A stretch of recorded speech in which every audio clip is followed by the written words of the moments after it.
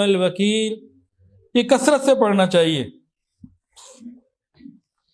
حسبنا اللہ ونعم الوکیل، ہمارے لیے اللہ تعالیٰ کافی ہیں اور بہترین کارساز ہیں۔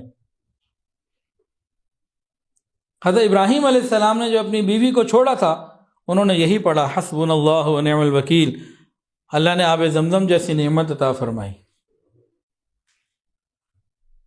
صحابہ کرام نے جو پڑھا حسبنا اللہ ونعم الوکیل فانقلبوا بنعمت من اللہ، اللہ نے نعمتیں ان کو عطا فرمائی۔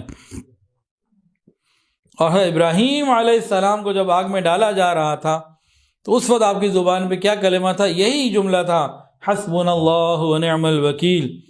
یہ ایک عجیب امتحان تھا میرے بھائیوں، یہ معمولی بات تو نہیں تھی کہ وقت کا بادشاہ، حکومت، فوج، ہر چیز خلاف ہو چکی، ایک بہت بڑی آگ جلائی گئی جس میں بھیجا جا رہا تھا۔ اللہ کے فرشتے جو مختلف نظام کو تھامنے والے، چلانے